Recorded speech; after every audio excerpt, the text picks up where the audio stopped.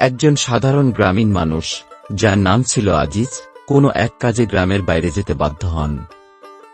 তখন সন্ধ্যা পার হয়ে গেছে, চারপাশে ক্রমশ অন্ধকার নেমে আসছে। তিনি গ্রামের মেঠো পথ ধরে চলছেন।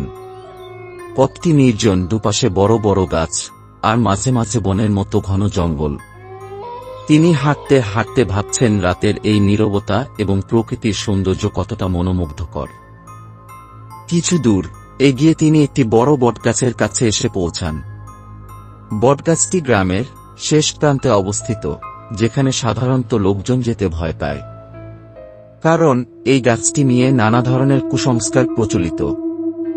কেউ বলে সেখানে ভূতের বাস, আবার কেউ বলে রাতে সেখানে গেলে অদ্ভুত ঘটনা ঘটে। আজিজ বটগাছের কাছাকাছি এলে দেখতে পান গাছের নিচে একটি আলো জ্বলছে। দূর থেকে মনে হল কয়েকজন মানুষ সেখানে জড়ো হয়েছে।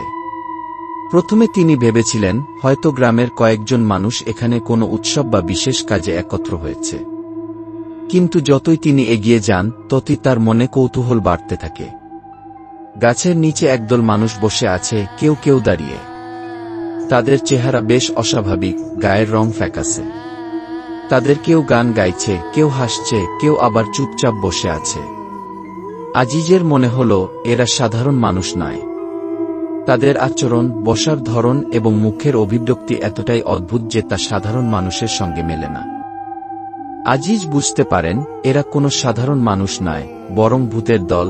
এরা বটগাছের নিচে জড়ো হয়ে যেন কোনো মেলা বসিয়েছে। কেউ কেউ মাটিতে বসে ঢোল বাজাচ্ছে, আবার কেউ সুর করে গান গাইছে। একজনকে নাচতেও দেখা গেল। এদের সবার মুখে এক ধরনের অদ্ভুত হাসি, যা দেখে ভয় লাগে, কিন্তু আবার অস্বাভাবিক কৌতূহল জন্মায়।